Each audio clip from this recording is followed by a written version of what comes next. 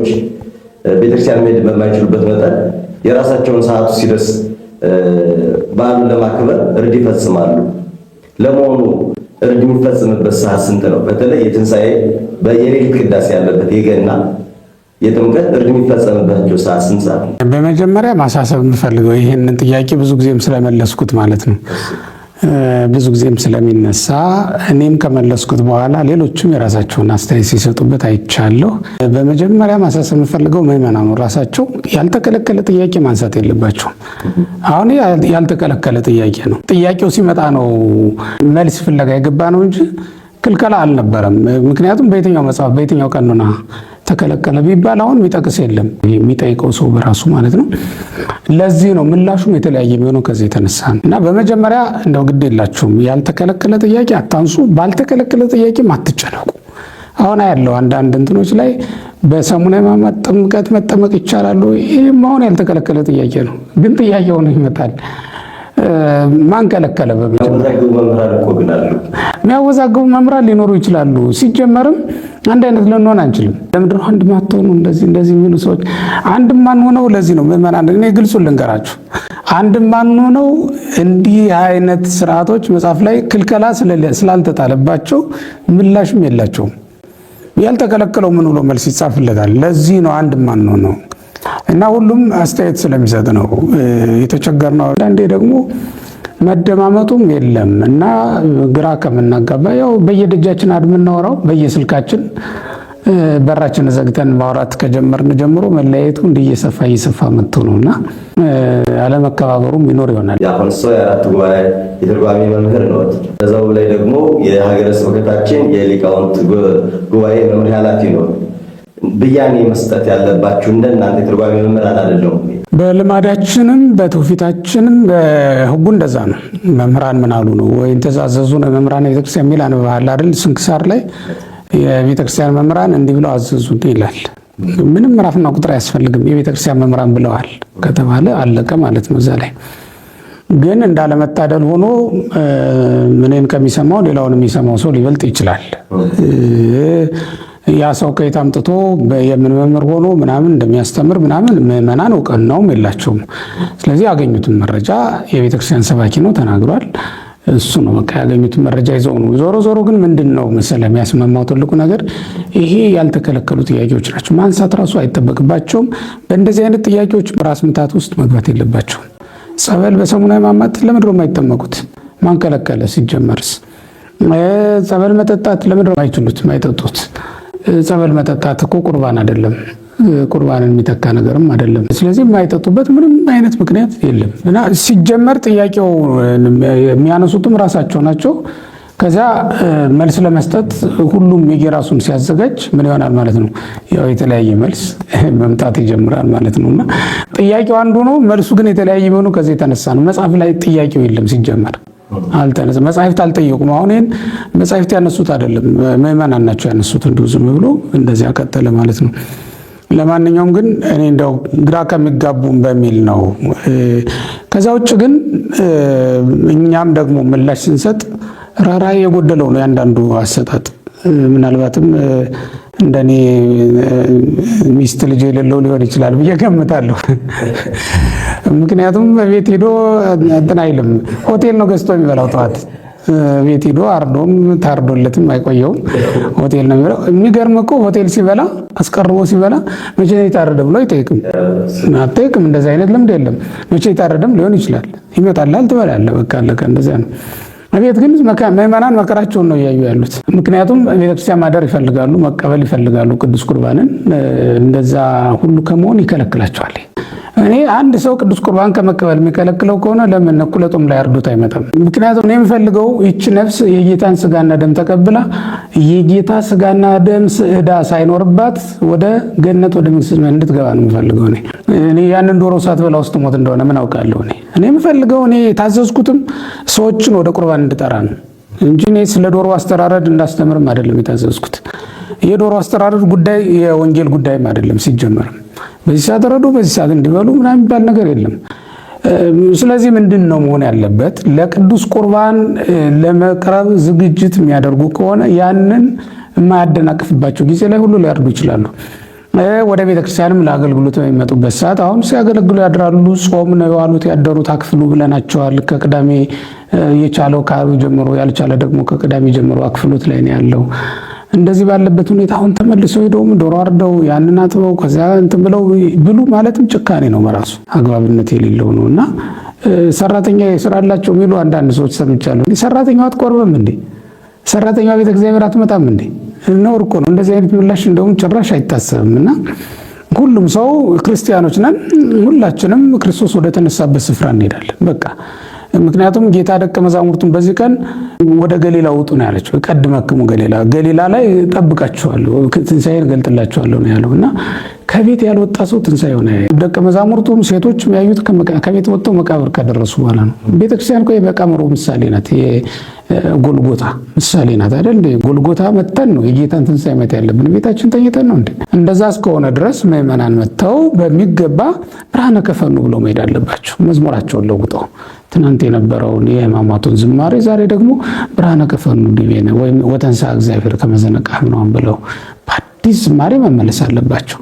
ማታ በሐዘን የወጡትን ማለዳ ሲነጋ ደግሞ በደስታ ወደ ቤታቸው እንዲመለሱ የምስራቹን ሰምተው ማድረግ ይኖርብናል ብዬ ስለማምን እኔ አሁን በዚህ ሰዓት ረዱ ማለት ነው። ግን ለመንፈሳዊ አገልግሎታቸው ሁከት በማይፈጥርበት ሁኔታ አመቻችተው ነው ማረድ ያለባቸው ነው አጽንኦት ሰጥቼ የምናገረው። እና በሰዓት ምንም ልንገድበው የምንችለው አይደለም። ወደ ቤተ እግዚአብሔር ከመሄዳቸው አስቀድሞ ግን ያድርጉት። ከዛ በኋላ ወደ ቤተ እግዚአብሔር ሄደው በተረጋጋ ሕሊና ሆይ በዝንቱ ሕሊና ሀሉ በዝንቱ እንዘ ትሄሊ ኃጣውኢከ ነው ወንድሜ ሆይ በዚህ ቦታ ኃጢአትህን እያሰብክ ቁም ነው የሚለው ካህኑ። ሌላ ምንም ሊያስቡ አይገባም። አሁን ሂጄ ዳቦውን እንትን ብዬ አሁን ሂጄ ዶሮይቱን አርጄ አሁን ሂጄ ቶሎ ብዬ ለልጆቼ ለባሌ የምትል ሴት እዛ ውስጥ እንድትኖር አይፈለግም። በዚህ ሰዓት ኃጢአቷን እያሰበች እዛ እንድትቆም ነው የምንፈልገው። በቃ እሱን አድርጋ ትሄድ። ከዛ በኋላ የምትበላውን ትበላለች ማለት ነው። ይሄ የሚያገለግል ለትንሣኤና ለገና ነው ወይስ በሌላ ይችላል? ወደ መንፈሳዊ አገልግሎት መሄድ ማንኛውም ሰው ስራውን ጨርሶ ነው ቢሄድ መልካም ነው። አንድ ልብ ሆኖ ይሄዳል። አየህ አንድ ልብ ሆኖ ይሄዳል። ከዛ በኋላ እኮ ቢያስፈልግ እውነት ለመናገር ብዙ ጽድቅ ያመልጣቸዋል ምዕመናን። እዛ ቤተ እግዚአብሔር ደጅ ላይ እንግዳ ሊያገኙ ይችላሉ። ወደ ቤት ይዘውት እንዳይሄዱ አልሰሩ፣ ያፍራሉ፣ ይሸማቀቃሉ፣ ጥለውት ይሄዳሉ። የገሌ ሚስት በዚህ ቀን ሽሮ አበላችኝ ይባላለሁ ብለው ትተውት የሚሄዱ በጣም እንደ በቃ እንደዛ አይነት ነገሮች ሁሉ አሉ። አሁን በጣም ችግራችን እንደሆነ ታውቃለህ። እኛ ራሱ ስናገለግል ቆይተን ቅዳሴ ልክ እንዳለቀ ወጥተን እኮ ወደ መብል ነው የምንሰማራው። እዚህ እናቶች እየሰሩ ነው የሚጠብቁን። መቼ ነው ያረዱት? ስንት ሰዓት እንዲያርዱ ነው የተፈለገው? ከሆነም እኮ ከከለከል መቼ እንደሆነ የሚሆን ታውቃለህ? ሲነጋ ቅዳሴው አልቆ ምናምን ከዛ በኋላ ነው የምናሳርድ። ከከለከል እንደዛ ነው የሚሆነው። ከፈቀድን ግን የሚሆነው ምንድነው? ከመጀመሪያው ከቅዳሴው ቤት አሰናድተው ምን ብለው ነው? በነገራችን ላይ ይኸውልህ በሰንበት የምትበላው እኮ በስራ ቀን የተፈጨውን ነው። በስራ ቀን የተፈጨውን በሰንበት የምትበላ ከሆነ በጾም የታረደውን በፍስክ ልትበላ ትችላለህ። እኔ በጾም ብሎ አይደለም ያልኩት። በጾም ሲያይ የሚጎመጅ ሰው ካለ ስጋ ሲያይ እንደው የሚጎመጅ ሰው ካለ ስለስስቱ ብሎ ይለፈው ጾሙ እስኪፈታለት ድረስ እንዳይፈተን። ከዛ ውጭ ከሆነ ግን እኔ ስጋይቶ ይጎመጅ ሰው አለ ብዬ ስለማላምን ከዛ ውጭ በሆነ ሁኔታ ግን አርዶ አወራርዶ ወደ አገልግሎቱ ቢገባ መንፈሳዊውን አገልግሎቱ ቢያገለግል ምንም ኃጢአት አይደለም በሚለው ነው። እኔ ርኅራኄ የጎደለው ትምህርት መምህራኑ ማስተማር የለብንም። ምዕመናን ምን ያድርጉ? በእውነት እኔ እዚህ መጣችሁ ቁረቡ እንላቸዋለን።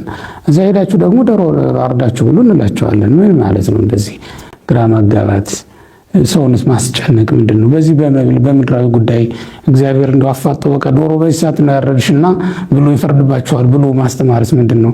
እግዚአብሔር ዶሮ የገዛንበትንና ያረድንበትን ሰዓት ሁሉ ሲመዘግብ የሚውል አምላክ ነው። ይህን ያህል ስራ ፈት መላክ አለ ማለት ነው?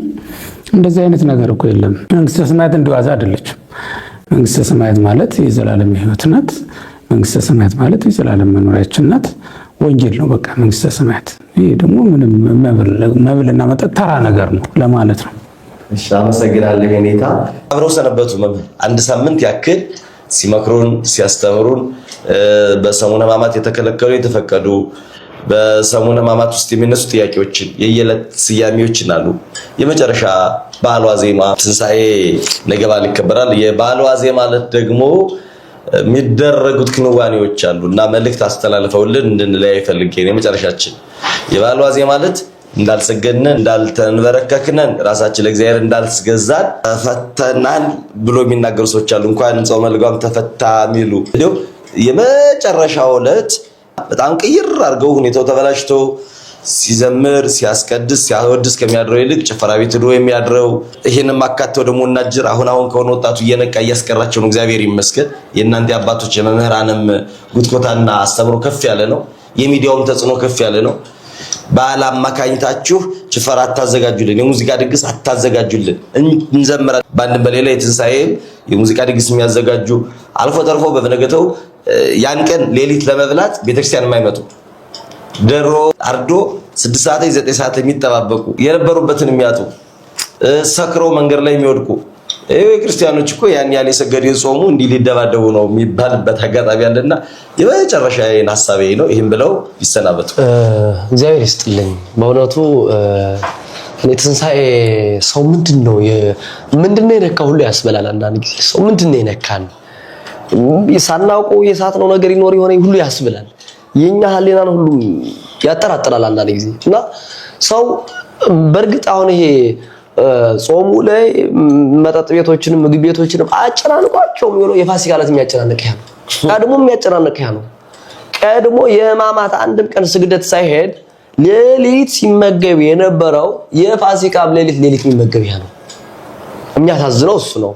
እንደዋና ግን ቤተክርስቲያን በዓልን ስታከብር ትንሣኤን ስታከብር ተነስቶ ማንኛውም ሰው ነው ተነስቶ ነው ማክበር ያለበት። ማለት ተነስቶ ማለት የተቻለው ስጋው ደሙን ይቀበላል፣ ያልተቻለው ማህሌት ያድራል።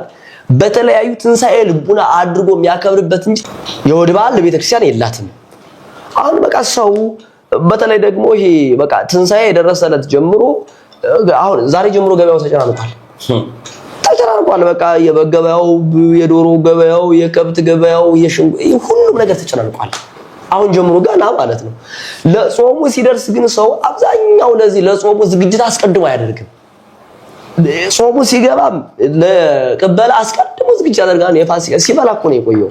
ሲበላ ለቆየውም ዝግጅት ያደርጋል። ትንሣኤ ሲደርስ ለመብላት ዝግጅት ያደርጋል። ይሄ የተለመደ ባህል ልማድ እየሆነ ነው። ሃይማኖት እየመሰለው ሁሉ መጥቷል። አንዳንድ ሰው ለምሳሌ የፋሲካውን ድል ያለ ድግስ ደግሶ በጋርዶ ጠጅ አውርዶ ይህን ካላከበረ ትንሣኤ ሁሉ አይመስለውም።